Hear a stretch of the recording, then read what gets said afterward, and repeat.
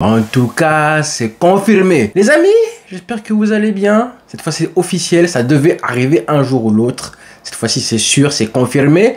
Kylian Mbappé a signé au Real Madrid. Nous sommes début juin, le mercato 2024 a officiellement commencé. C'est donc l'heure pour le Barça, comme pour tous les clubs européens, de commencer vraiment un mercato, de lancer les hostilités, de commencer à se renforcer, à dégraisser l'effectif, libérer de la masse salariale, plein de choses à faire cet été. Je voulais absolument faire cette vidéo-là, le mercato idéal et réaliste du Barça. J'insiste sur le mot réaliste, parce qu'évidemment, on aimerait tous avoir un Barça en bonne santé, malheureusement. Comme on le dit souvent, le pire ennemi du Barça, c'est le Barça lui-même. On n'a pas peur de voir Mbappé arriver au Real Madrid. On n'a pas plus peur parce que Mbappé arrive au Real Madrid. On sait que ce sont les champions d'Europe, la meilleure équipe du monde à l'heure où on parle, certes. Ce dont nous avons peur, c'est encore une fois de voir que le Barça ne travaille pas assez bien pour réussir à concurrencer le Real Madrid. Je le répète et j'en ai parlé très souvent qu'en 2009, par exemple, quand le Real Madrid fait venir CR7, Kaka, les deux derniers ballons d'or, Benzema, Xabi Alonso, fait un mercato à 280 millions d'euros. À l'époque, on n'était même pas inquiet une seule seconde. Et pourquoi? Déjà, évidemment, parce qu'on était champion d'Europe, champion d'Espagne, ce que vous voulez, le triplé, l'équipe la plus violente de l'histoire du football. Mais aussi parce que sur le terrain, dans l'effectif, on avait la plus belle équipe de l'histoire du football aussi. Et tu savais que même en empilant les stars côté Real Madrid, tu pouvais appeler qui tu voulais, Hulk, les Avengers, Son Goku, Vegeta, Wolverine, peu importe, à la fin, on avait un collectif, une équipe qui travaillait bien, un coach incroyable, un président qui était en adéquation avec le coach. Ce qui faisait qu'au soir de la 3e Ligue des Champions du Barça en 2009, quand le Barça bat Manchester en finale, je pense que l'écart entre le Real Madrid et le FC Barcelone n'a jamais été aussi grand que ce jour-là. La situation des deux clubs à l'instant T à ce moment-là était juste complètement opposé. On avait un club qui était vraiment sur le toit du monde et le Real Madrid qui se cherchait, qui était vraiment au fond du trou. Et ceux qui ont eu la chance de connaître cette période absolument délicieuse quand tu es fan du Barça, tu te rappelles, tu t'en souviens très bien de comment tu te sentais à ce moment-là. En 2009, il y avait une galaxie d'écart. Ceux qui ont vécu ça savent à quel point c'était une saveur indescriptible. Et après ça, ils ont essayé de réagir, ils ont rattrapé. Florentino Pérez est arrivé à l'été 2009, il a fait un mercato de fou et les années sont passées et le Real Madrid a grignoté son retard tout doucement, même si le Barça a gardé très longtemps la mainmise. Mais au moins, ils ont réagi. On attend la même chose du Barça aujourd'hui. Il faut réagir. Donc aujourd'hui, c'est ce genre de réaction-là qu'on attend de Laporta. J'ai pas envie de voir dans 2 jours que Sergio Roberto a prolongé ou que Guido Rodriguez arrive. Non, ça n'a pas de sens. On a déjà un coach, le plus dur a été fait, le principal, c'est déjà bien. Maintenant, il faut faire un mercato intelligent, tout simplement. Non seulement pour attraper le Real Madrid, mais aussi pour éviter que le fossé se creuse entre les deux clubs. Tout simplement. Je pense que tout le monde a entendu ce que Xavi a dit en conférence de presse qui a rendu fou Laporta concernant la compétitivité du Barça, comme quoi le club ne pouvait pas compétir en gros face à ce Real Madrid là, et que le club ne pouvait plus se permettre de ramener tel ou tel joueur sur le marché des transferts parce que financièrement c'était plus compliqué qu'avant. Ça a rendu fou Laporta, c'était peut-être vrai, mais ça, cette mentalité là, elle est bien parce que voilà, maintenant on est fixé, nous les supporters, on sait de quoi on parle, mais la pire chose qui pourrait arriver, c'est que les joueurs eux aussi aient cette mentalité là, qu'ils finissent par accepter de se dire que oui, c'est vrai que le Barça n'a pas les moyens de rivaliser face au Real Madrid. Non, il faut avoir de l'ambition et un minimum de fierté, d'orgueil pour refuser que ce constat devienne une vérité. C'est vraiment la pire des choses qui pourrait arriver au Barça aujourd'hui. Donc voilà mon introduction. Ensuite, je vais passer au contexte un petit peu actuel du Barça qui est très important parce que j'ai parlé de mercato idéal mais aussi réaliste. Parce qu'on le rappelle, le Barça est toujours soumis aux restrictions du fair play financier espagnol mais aussi au vu de la possibilité de vendre les joueurs. Parce que j'entends tout le temps, du matin au soir, Charel, lui, il faut le vendre, il faut le dégager. Quand tous les jours on me répète, oui, Charel, Ferran Torres, c'est dehors, j'en veux plus, il faut le vendre. Lewandowski, envoyez-le en Arabie Saoudite, Rafinha, on n'en veut plus. Eh les frères, j'en peux plus parce qu'on n'est pas au marché de Bungali ici. Et ça, c'est un doté. Ça veut dire que tu peux pas virer un joueur du coup qui a un contrat, qui est protégé par un contrat. On n'est pas en NBA où tu peux faire ça, on n'est pas au marché de Mungali, les frères. On ne peut pas vendre un joueur contre sa volonté, encore moins s'il a un gros salaire et encore moins s'il est titulaire parce que forcément il a un confort au Barça. Il faut prendre en compte le contexte pour tout, que ce soit pour les achats et les finances du club, mais aussi pour les départs et avec les contrats de chaque joueur. Et une fois qu'on a dit ça, ça c'est pour le contexte. Maintenant, je vais rajouter 3 points essentiels à la vidéo du mercato idéal. La première chose, c'est pour comprendre les enjeux de cet été-là.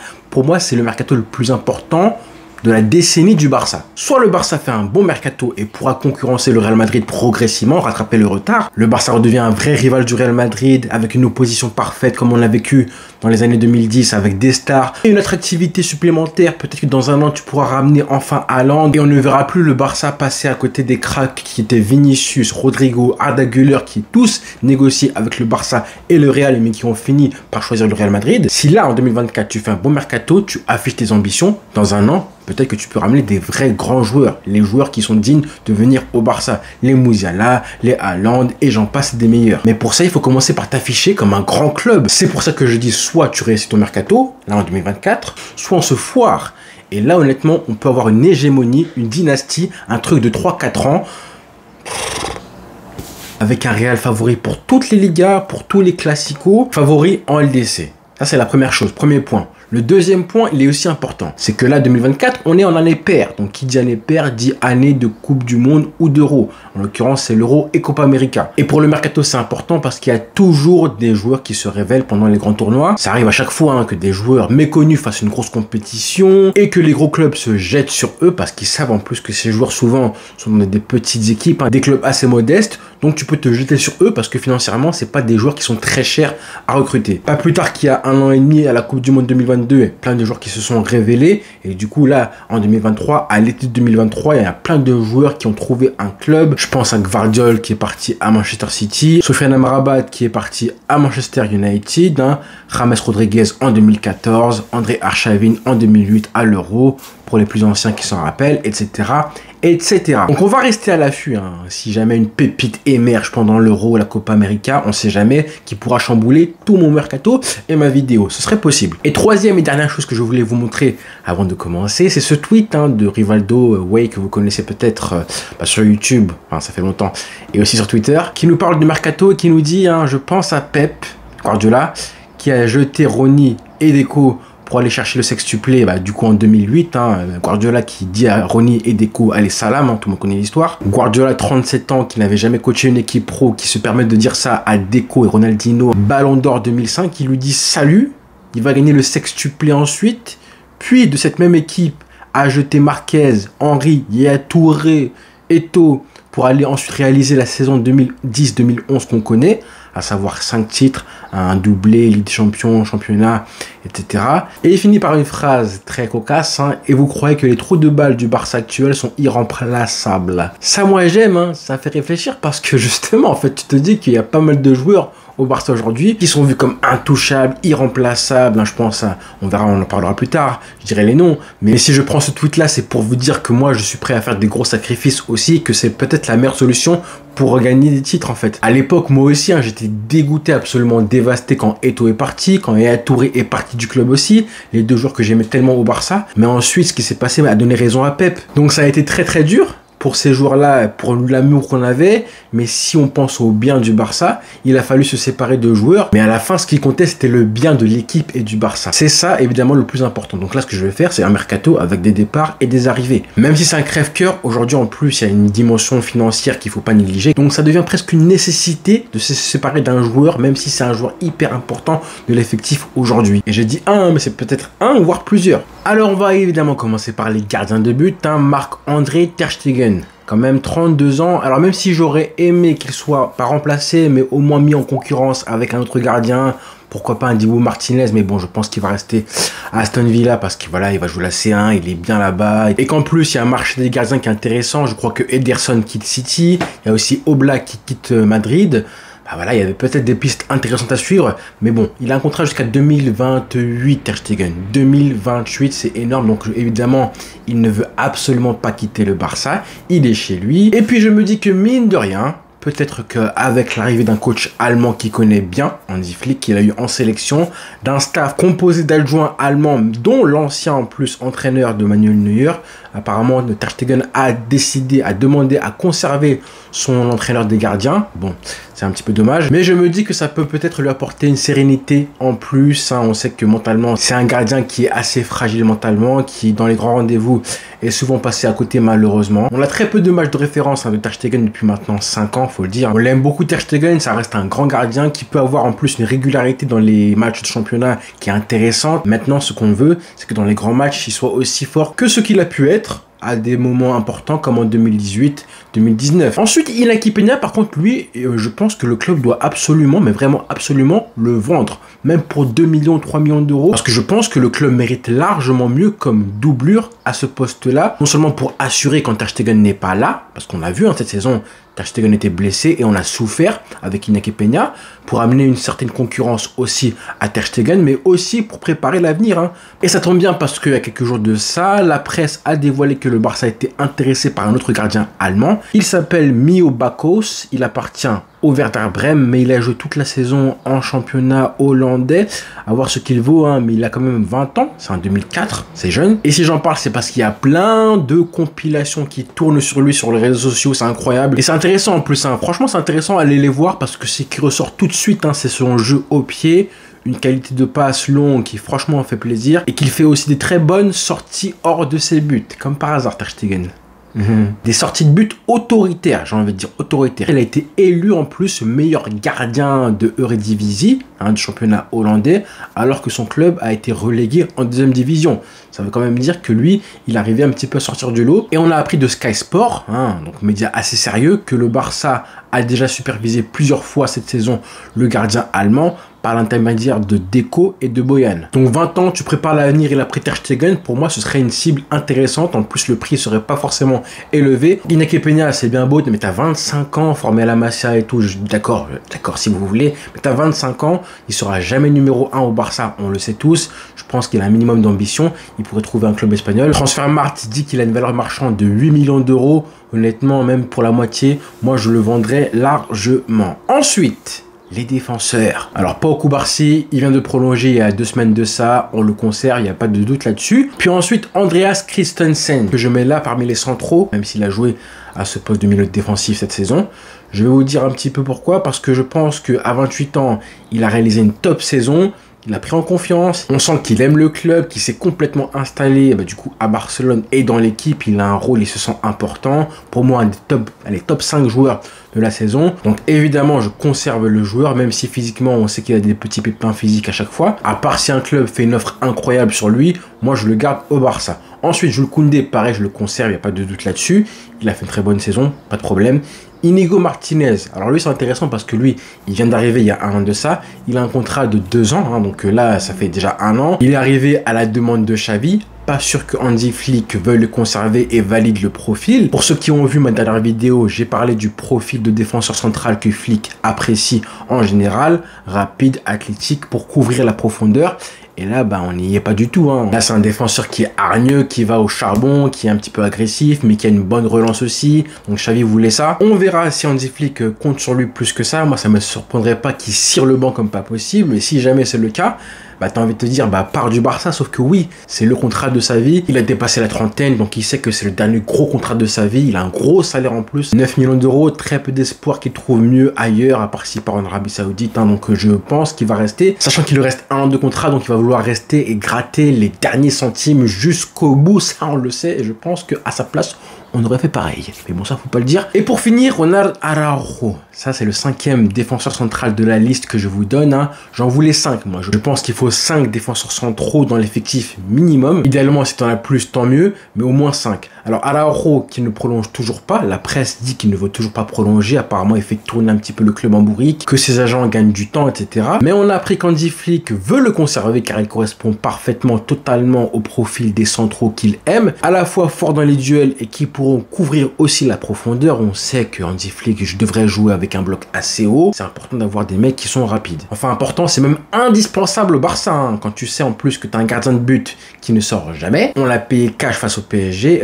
Araujo, on sait qu'au club, dans ce domaine-là, c'est le meilleur, on va dire. Que ce soit Koundé ou Christensen, c'est un peu moins fort que lui. Si Hansi Flick réussit à le convaincre de rester et de prolonger, moi, Araujo, je garde. Par contre, s'il veut partir, il faut le dégager maintenant. Comme je disais, il a 2 ans de contrat. Donc si jamais tu ne le vends pas aujourd'hui, tu dois le vendre en 2025 au rabais, alors qu'il a une valeur marchande estimée à 70 millions d'euros par Transfermarkt. C'est énorme. Je sais que plein de gens lui en veulent, plein de gens voudraient qu'il parte du Barça après ce qui s'est passé face au PSG, parce que l'attitude qu'il a montré ensuite, bah, ça montre pas un joueur qui sait retenir ses leçons, qui sait un peu se remettre en question pour progresser. Il a fait une très mauvaise fin de saison, et même une mauvaise saison, on va dire en globalité, ça c'est vrai, mais attention à ne pas dire, ok, cette saison résume le niveau du joueur. Non, ça arrive que parfois les joueurs font de mauvaises saisons et se rattrapent ensuite. Mais Hansi Flick veut le conserver. Donc déjà, on va commencer à respecter ce choix-là. Si jamais il réussit à le convaincre, d'accord. Par contre, si jamais Araujo reste au Barça et prolonge, là je pense qu'il y en a un qu'il faut absolument vendre.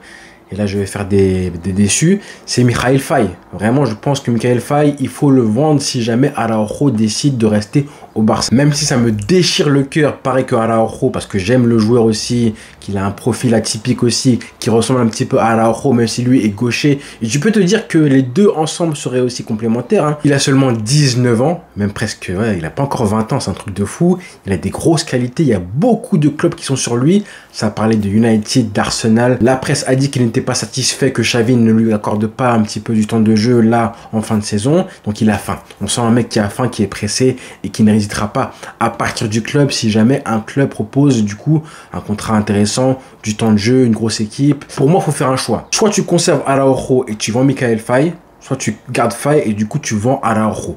Mais garder les deux, pour moi, c'est pas intéressant. Parce que oui, il y a Christensen qui peut jouer à ce poste-là aussi. Koundé aussi dans l'axe. Et même s'il est jeune, Mikayil Faye, voilà, qu'il a que 19 ans, bah, tu peux l'associer à un mec comme Christensen, comme Koundé. Je pense que ça fera un petit peu le taf. Pour éviter d'avoir une défense avec Koubarsi et Mikayil Faye, une défense centrale qui aurait 18 ans de moyenne d'âge. On n'est pas sur FIFA là, donc c'est un petit peu compliqué de voir ça aujourd'hui dans le football actuel. Et il a une cote qui est énorme, on s'en rend pas compte. Il y a beaucoup de clubs qui le veulent, dont des clubs anglais en plus, qui souvent surpaient un peu les joueurs. Je pense qu'on peut en tirer minimum 30 voire 40 millions d'euros. Et je continue pour les centraux, pour les ventes, en l'occurrence Eric Garcia, Clément Lenglet, Chadi Riel qui est déjà parti du coup du côté de Crystal Palace. Tout ça pour moi, il faut que ce soit réglé et vendu au plus vite. Clément Lenglet va revenir hein, apparemment, que ce soit en Arabie Saoudite ou à Girona, peu importe, vendez-moi ça. Voilà, je pense que le Barça peut en tirer à peu près 15 millions d'euros pour les deux, ce qui ferait donc 5 défenseurs centraux, à savoir Koundé, Christensen, Koubarsi, Inigo Martinez, Araujo ou Mikayil Faye.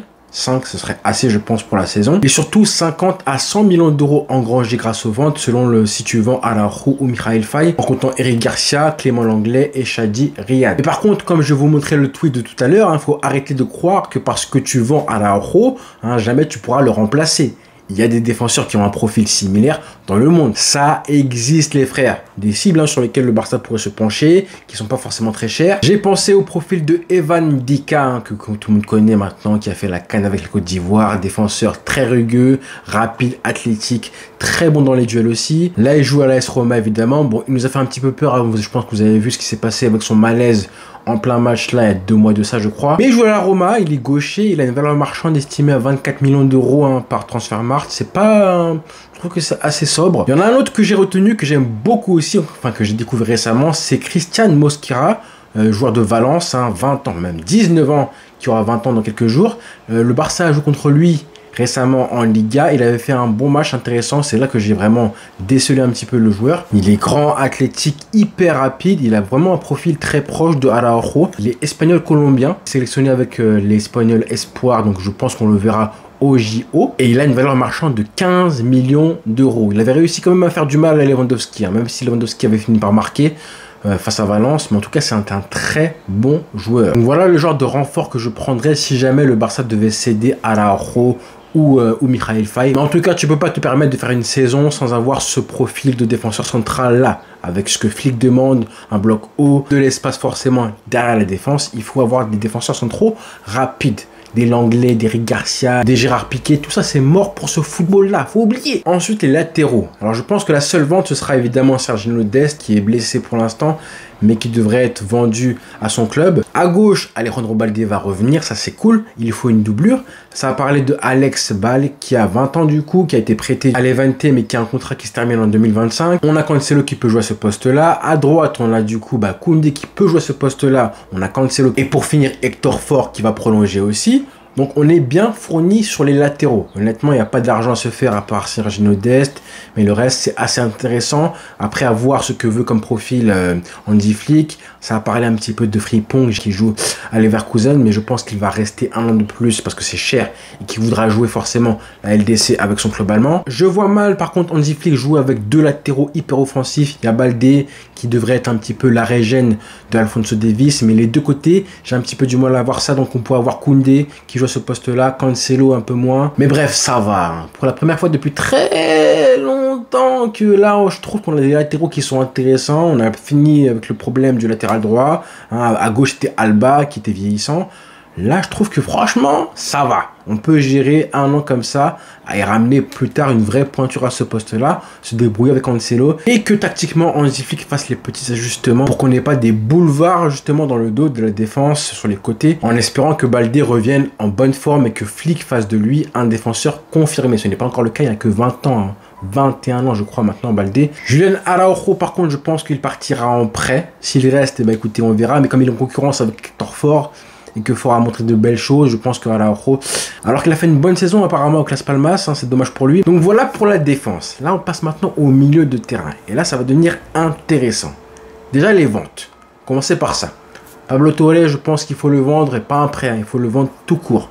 Ensuite, Oriol Romeu, ça repart à l'envoyeur à Girona normalement. La priorité du mercato, de la vidéo même, j'ai envie de dire, c'est le numéro 6. Avant tout, je pense que le Barça doit dépenser de l'argent à ce poste-là. Avant l'ailier gauche, hein, je pense que le plus gros investissement, ça va être là. Hein. Ça va être le numéro 6, le milieu défensif. Ça fait maintenant un an que Busquets est parti. On l'a remplacé par Romeu. Je ne sais pas si vous vous rendez compte, le poste le plus important de l'effectif, à savoir le numéro 6, on l'a remplacé de 15 ans de Busquets, remplacé par Romeu. Un grand club comme le Barça, si on veut être un grand club, on ne peut pas se permettre d'avoir aucun numéro 6, que ce soit un titulaire et une voire deux doublures. Pour les doublures, c'est bon, on a la Masia, tu peux ramener Casado, tu peux ramener Marc Bernal aussi. Hein. Mais pour le titulaire, la Xavi est partie. Et ça a rabattu un petit peu les cartes. Parce que ça parlait de Zubimendi, de tel profil, etc., de Kimmich. Ça parle encore de Kimmich. La piste a été relancée par le Barça, la presse en parle, les unes des journaux, Mundo Deportivo, Sport, etc.,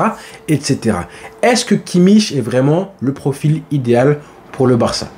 Moi, je ne suis pas sûr. Est-ce qu'un double pivot, Gundogan, Kimmich, Frenkie de Jong, Kimmich, Gavi, Kimmich, est-ce que tu aurais toutes les qualités dans ce milieu de terrain de ce double pivot que le Barça cherche aujourd'hui, dont le Barça a besoin aujourd'hui? Il te faut des qualités à la relance, hein, être fort techniquement, résister au pressing, et aussi des qualités sans ballon. On sait que défensivement, il faut faire en sorte d'avoir un joueur qui puisse apporter de l'impact physique, gagner des duels, ratisser un petit peu le terrain, gratter des ballons. Et est-ce que vous avez tout ça du coup avec Kimmich plus un Gavi ou un Gundogan ou un Frenkie de Jong? J'ai envie de dire que le seul milieu de terrain assez complémentaire sur le papier, c'est peut-être Gavi et Kimmich, même si je pense que physiquement, c'est un petit peu light, parce que Gavi compense beaucoup avec sa hargne, son agressivité, mais que physiquement, c'est pas non plus un défenseur, enfin, un milieu de terrain défensif incroyable dans les duels. Donc j'ai beaucoup réfléchi, les frères, ça m'arrive, oui.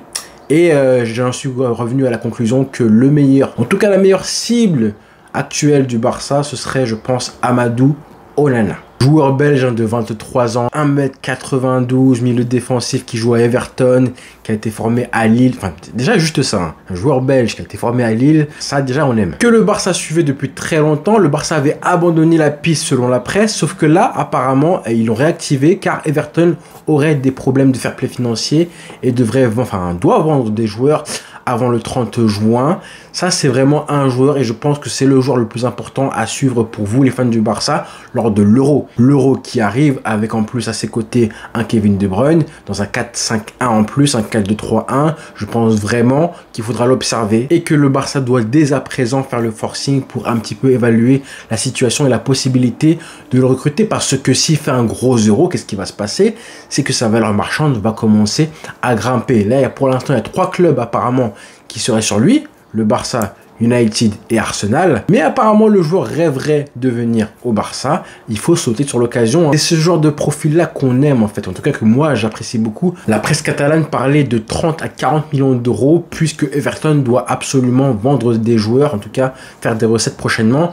30 à 40 millions d'euros, même 40 millions d'euros, je pense que ce serait abordable pour le Barça. Alors qu'il était estimé par le club anglais à 60 millions d'euros, je crois, il y a 6 mois de ça. La presse a informé que Hansi Flick ferait le maximum pour enrôler Kimmich. Mais si jamais le Barça échoue pour Kimmich, j'espère vraiment qu'ils iront à fond sur ce joueur-là. C'est un sacré bon joueur. Ce serait peut-être plus cher 40 millions d'euros que Kimmich, qui est évalué à 30 millions d'euros par le Bayern. Par contre, son salaire serait beaucoup moins gros que celui de Kimmich. Ça, c'est intéressant aussi. Et ensuite, comme j'ai dit, Oriol Romeu, bah écoute, c'est vendu. Pablo Torre aussi. Fermin Lopez, je garde et je prolonge. Gundogan, du coup, qui a un contrat de seulement 3 ans. Je conserve aussi parce que lui pourrait aussi jouer.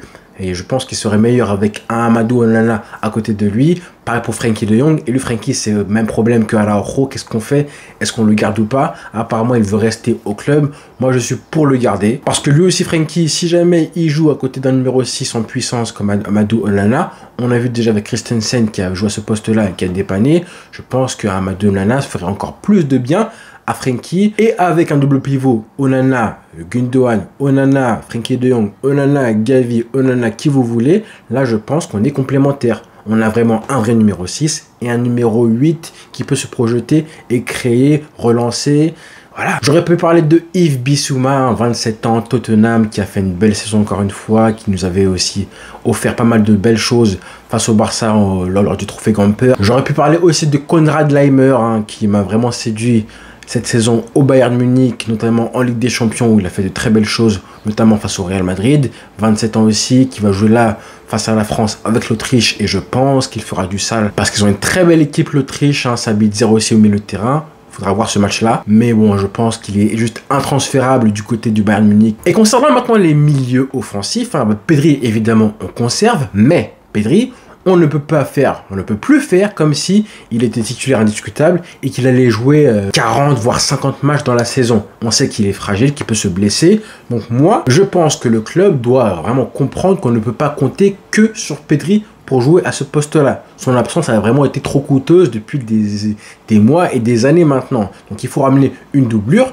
même si Fermin Lopez dépanne comme il le peut. Fermin Lopez, il peut pas dépanner tout seul. Il est jeune, il a 20 ans, il est encore un petit peu irrégulier. Ça l'arrive parfois de manquer des matchs, de passer à côté des matchs. Donc je pense que ramener un Xavi Simons, ce ne serait pas du luxe. Évidemment, ça parle d'un prêt, parce que jamais de la vie le PSG le lâchera au Barça. Sauf que lui, Xavi Simons, veut absolument revenir au Barça. Ça veut dire que ça prendra du temps. Il y a l'Euro qui va arriver. Il a quand même les clés, je pense, sur le dossier. Le joueur, il peut aller au Barça, mais que ça se fera le plus tard possible. Donc on peut imaginer que ça se passera après ses vacances, quand il va revenir du coup de ses vacances de son Euro fin juillet, début août. C'est là qu'on saura si oui ou non il y a moyen de le ramener au Barça. Mais je pense que le club doit attendre, laisser un petit peu tranquillement que le PSG et Xavi Simons vraiment discutent et qu'à la fin, le club parisien n'ait que le choix de le laisser partir au Barça, en tout cas en prêt. J'aurais pu parler de Florian Wirtz aussi, de Jamal Musiala ou encore de Jadon Sancho, pourquoi pas comme milieu offensif, numéro 10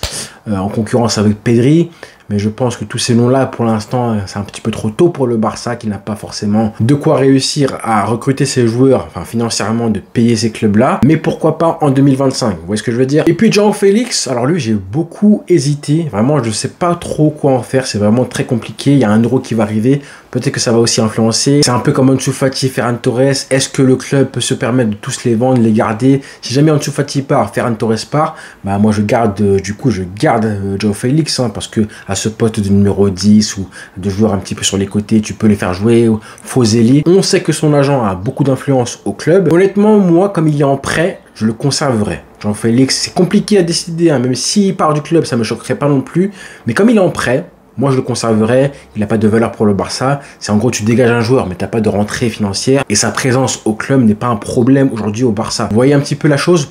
On ne peut pas faire la même réflexion pour Ansu Fati, par exemple, qui lui a un contrat au Barça, donc que tu peux vendre et avoir de l'argent. Même si Ansu Fati, on en a parlé hier, on verra ce que Flick veut de lui. Mais si jamais il considère que c'est un joueur, un ailier gauche, qui a un profil que Flick recherche, pourquoi pas rester en tant que doublure par exemple. Et donc ça m'amène directement aux attaquants, en commençant par l'aile gauche, je viens d'en parler avec Ansu Fati, et évidemment le titulaire en puissance prochainement du Barça.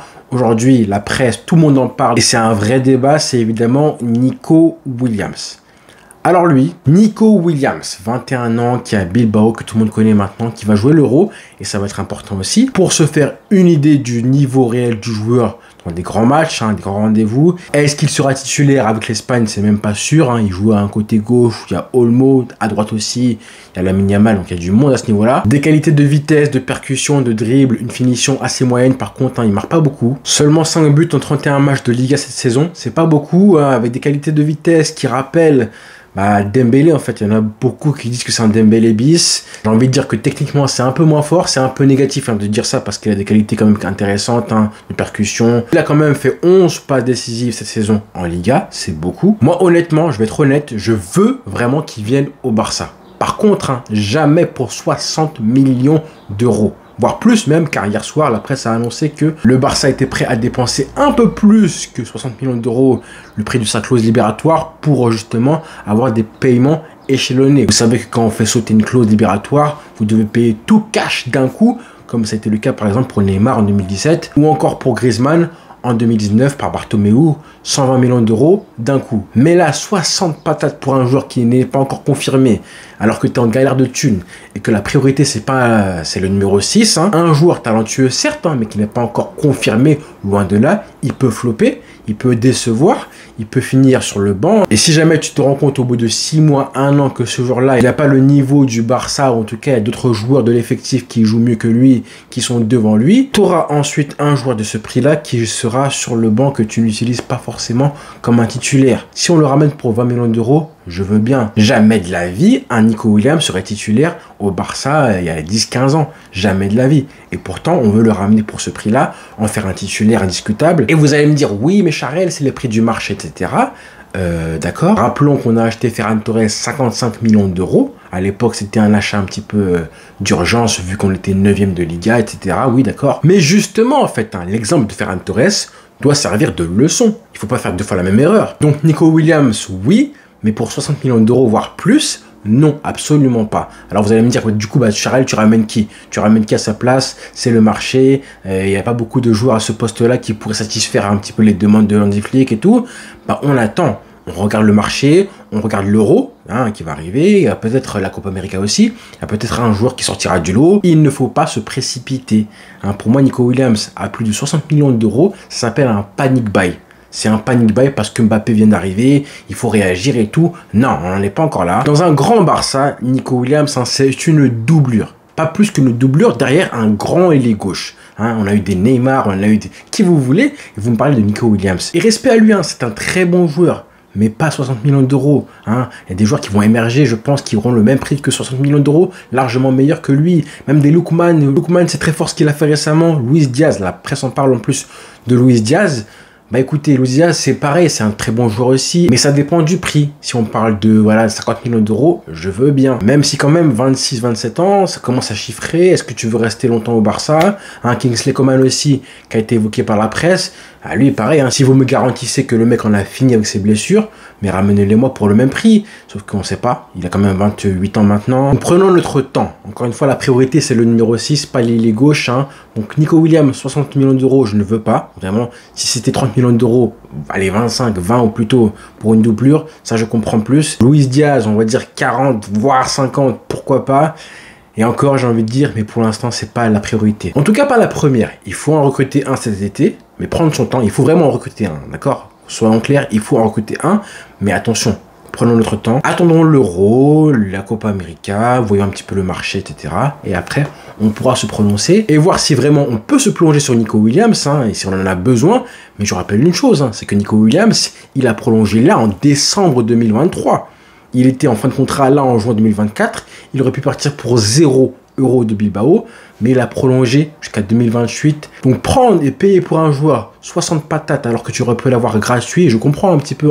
Je pense qu'il était loyal, qu'il s'est dit qu'il partirait pas du club de son cœur formateur pour 0 €. Contrairement à Mbappé, ce qu'il a fait avec le PSG. Donc il s'est dit, bon, allez, je prolonge et je partirai pour une somme correcte, avec une clause libératoire intéressante pour mon club.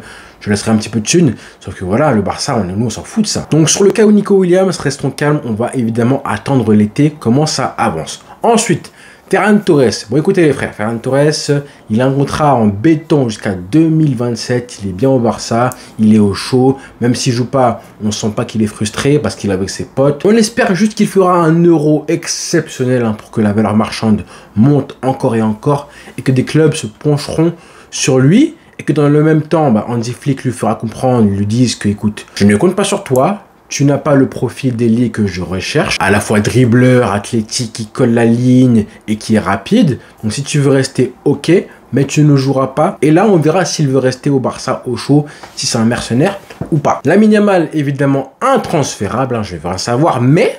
attention, j'ai quand même parlé de lui parce que j'ai envie de dire quelque chose. Mais bon, ce ne sera pas forcément le cas pour cette saison, ce mercato-là. Mais les prochains, par contre, quand il sera un peu moins jeune et si jamais il est amené à encore progresser et donc devenir officiellement le leader technique de l'équipe, un jour, je pense que le Barça sera obligé de faire un peu plus une équipe autour de lui. Et donc de faire un mercato un poil axé sur le joueur. Alors, c'est pas toute une équipe, pas les bêtises que le PSG a essayé de faire avec Mbappé il y a un an de ça, pas du tout, mais en gros, ça peut être un latéral avec qui il s'entendra un peu plus que c'est le cas aujourd'hui avec Koundé, ou un joueur qui pourra couvrir ses montées et le dédonner un petit peu plus du travail défensif, un milieu de terrain droit du coup, qui a une grosse densité physique, qui aura aussi pour but et pour rôle de se sacrifier un petit peu pour le décharger du travail défensif. C'est ce qu'on avait là, il y a encore 5 ans de ça au Barça, avec Rakitic qui travaillait énormément pour Messi côté droit. Il le faisait très bien, le Croate. Moi, je lui en voulais beaucoup parce que voilà, avec ballon, c'était compliqué. Mais dans le travail sans ballon, c'était pas mal. Jusqu'à 2019 environ. Mais on a eu ça au Barça, par exemple, aussi avec Edgar Davids. Bon, ça, par contre, c'est pour les quarantenaires qui sont encore en vie, on va dire. Pour les vieux grabataires comme moi qui ont vu l'époque de Ronaldinho quand il est arrivé au Barça en 2003-2004, du coup, on avait Edgar Davids, placé côté gauche du milieu de terrain, qui comblait justement les montées de Ronaldinho. Et si vous voulez un exemple actuel, on a au Real Madrid Camavinga qui gère très bien le côté gauche et les montées de Vinicius. Ensuite, Rafinha. Le Rafinha, je pense que je le garde, sauf si un club arrivait, pour moi il n'est pas intransférable, loin de là, mais si un club arrivait avec une bonne offre, je pense que je le vendrais. Après, il a seulement 27 ans, donc je pense pas qu'il partira dès maintenant, il n'est pas assez bête pour partir dès maintenant en Arabie Saoudite, donc ça dépend du club qui arrive. Logiquement, il partira seulement si un grand club européen arrive. Mais quel grand club européen aujourd'hui pourrait poser 40 ou 50 voire plus millions d'euros? Moi, je vois pas forcément de club aujourd'hui. Donc pour l'instant, il resterait au Barça. Et dans le cas justement où le Barça ne réussit pas à trouver un vrai ailier gauche en puissance et un crack mondial et pas Nico Williams ou Luis Diaz à la limite, je pense que Rafinha ferait l'affaire sur le côté gauche pour l'instant. Il a fait une bonne fin de saison, je pense qu'on peut lui laisser une saison supplémentaire au Barça. Après, s'il veut partir, qu'il parte, mais je trouve qu'il faut le récompenser parce que, contrairement à Ferran Torres et à beaucoup d'autres joueurs, il a montré des belles choses dans les grands matchs récemment et il termine tellement fort la saison. Moi, Rafinha, je n'ai rien contre le fait qu'il puisse rester au Barça, honnêtement. Et pour finir, du coup, Lewandowski, lui qui va rester, qui a un contrat en béton armé avec un salaire, je crois, près de 40 millions d'euros. Et lui, même si j'avais envie de le vendre, ce serait juste impossible, il est trop bien au club. Donc il va rester, même si j'aimerais qu'on lui mette des doublures intéressantes. Ansu Fati, pourquoi pas en numéro 9. Mais d'abord, avant tout, Victor Roque, qui doit beaucoup plus jouer. Il doit impérativement jouer pour que vraiment on sache de quoi il est capable. Et pour finir, Marc Guiou, lui, je pense qu'il faut le vendre. Il y a peut-être un billet à se faire si jamais le joueur part du coup dans un club espagnol. Donc si je fais le bilan de tout ça, ça ferait donc un mercato avec 5 recrues, à savoir un gardien de but, mis au back host, comme j'ai dit, 20 ans, allemand, un défenseur central impérativement si jamais Araujo et ou Mikhail Faye partait du club, à savoir soit Ndika, soit Christian Mosquera. Un numéro 6, la priorité du mercato, à savoir Amadou Onana. Lui, vraiment, je le mets largement devant Kimmich. Xavi Simons en prêt, je pense que c'est une priorité à avoir aussi. Ce serait vraiment une affaire de fou de l'avoir en prêt, vraiment pour gratuitement, enfin pour 0 en tout cas, plus le salaire. Et pour finir, un ailier gauche, pourquoi pas Luis Diaz ou Nico Williams, mais pas à 60 millions d'euros, je le répète. Et du côté des départs, donc du coup, j'ai parlé de Inaki Peña, de Shadi Riyad, de Mikhail Faye ou Araujo. Un des deux, impérativement, il faut en vendre un. Eric Garcia, ça part à Girona. Clément Langlais aussi, on espère qu'il sera vendu quoi qu'il arrive. Sergino Dest, on en a parlé. Julian Araujo qui vient d'arriver malheureusement, mais je pense qu'il faut le vendre. En tout cas, il faut trouver une solution pour lui. Oriol Romeu qui repart à l'envoyeur, Sergi Roberto évidemment, Pablo Torre, Marc Guiu, Rafinha si une offre intéressante arrivait et Ansu Fati évidemment si jamais il n'arrive pas à convaincre Hansi Flick lors de la pré-saison. Ça ferait beaucoup de ventes, hein. Je pense que voilà, en plus c'est pas des ventes irréalisables. C'est pas comme il y a 1 ou 2 ans où les contrats étaient en béton donc les joueurs voulaient rester au Barça même si ils ne jouaient pas. C'était vraiment un vrai loft en fait. On compte vraiment sur Hansi Flick, hein, nouveau coach, nouvelle culture, nouveau discours pour faire comprendre à ces mecs là, écoutez, je compte pas sur toi, donc trouve-toi un nouveau club. Il suffit juste d'une grosse vente. Frenkie de Jong ou Araujo, une de ces deux ventes là, hein, même si Frenkie je le garde pour l'instant, mais il suffit que le Barça vende un seul gros joueur pour que tout le mercato soit débloqué ensuite. J'y crois vraiment. Dites-moi en commentaire ce que vous en pensez. Là, je prendrai vraiment le temps de vous répondre. Vous allez voir, on va débattre et tout. Ne me grondez pas, hein, ne m'engueulez pas avec mes idées. Hein. Je ne fais que proposer soumettre des idées. Hein, et ne vous battez pas aussi, vous, dans les commentaires. Et si jamais la vidéo vous a plu, du coup, on s'abonne. Je le dis pas assez, mais maintenant, les frères, il faut s'abonner au maximum. En tout cas, merci pour votre soutien. Je reçois des messages tout le temps qui me disent Charel, comment ça se fait que t'as pas autant d'abonnés que ça? Je comprends pas pourquoi tu perces pas, etc. Bah, du coup, si je perce, ce sera grâce à vous, les frères. Ce sera parce que vous aurez partagé, vu ma vidéo, parlez-en aussi autour de vous. Si vous connaissez des fans du Barça, c'est l'occasion ou jamais. Voilà les frères, bonne journée à tous et rendez-vous très vite. On suit évidemment l'actualité et voir tout ce qui se passe niveau mercato du Barça parce que ça commence dès maintenant. On a un Real Madrid à renverser. Merci à tous, encore une fois, abonnez-vous et rendez-vous très vite. Ciao.